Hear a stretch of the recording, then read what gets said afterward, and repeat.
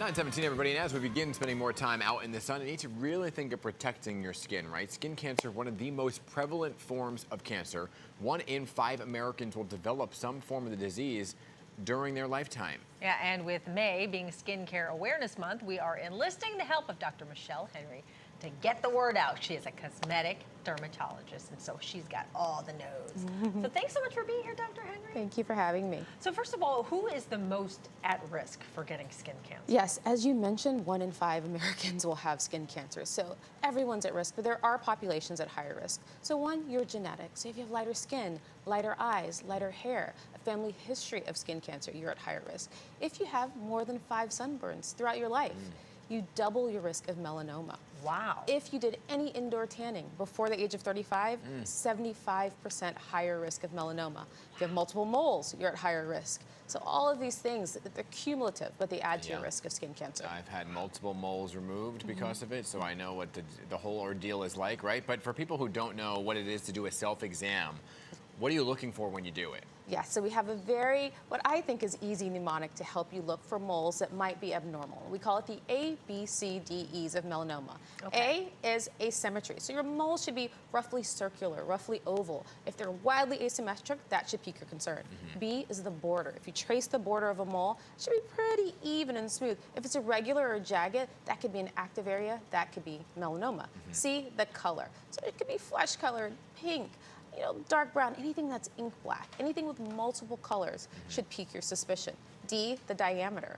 So moles are typically pretty small. If they're larger than a pencil eraser, which is 6 millimeters, that should pique your concern. And then last, anything that's evolving, anything that's changing. And probably my favorite sign that doesn't fit in the mnemonic, the ugly duckling sign. Yes. So anything that doesn't look like you. So our bodies are very boring. We make the same moles again and again and again. Anything that stands out, show your dermatologist. So you talk about you talk about melanoma. What exactly is it? Yeah, so melanoma is the most dangerous type of skin cancer. So it's made from the melanocytes. So those are the cells that make melanin, and that's what constitutes the pigment in our skin. But they can go awry, especially with excess UV damage or different genetic patterns. And when that happens, it can be fatal. We're going to see we lost 8,000 Americans to melanoma last year, and we'll diagnose over 200,000 this year.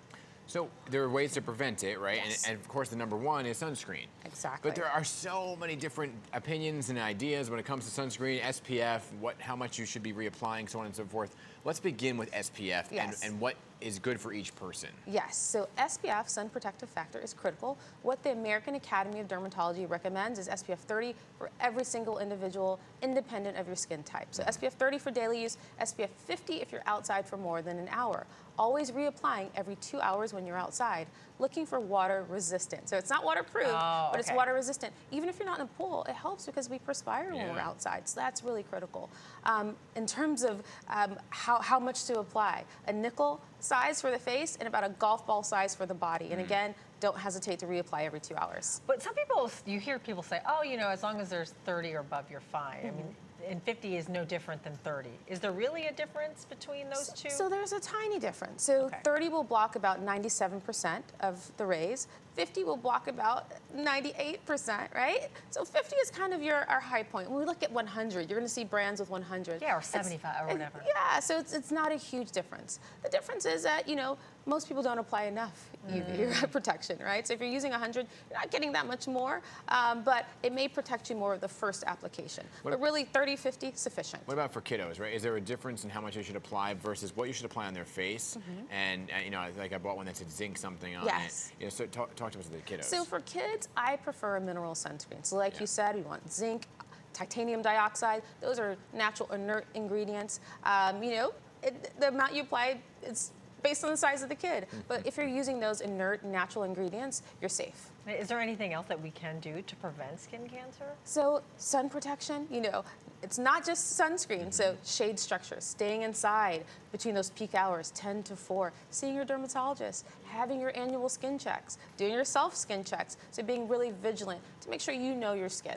Yeah, all right, let's talk about you hosting a Give Back event and what it all means. Yeah, so giving back is absolutely critical. As a dermatologist, it means the world to me.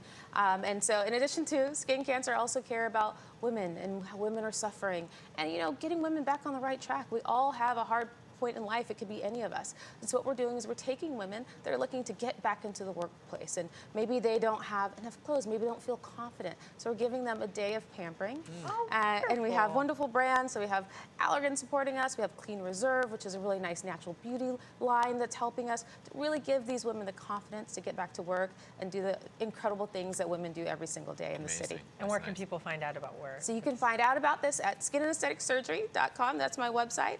We're also partnering with Bottomless Closet, so we're going to give information there. So you can find out all about that in both of those places. Amazing. Great stuff that you're doing. Appreciate you. your time this morning, and lather up the sunscreen.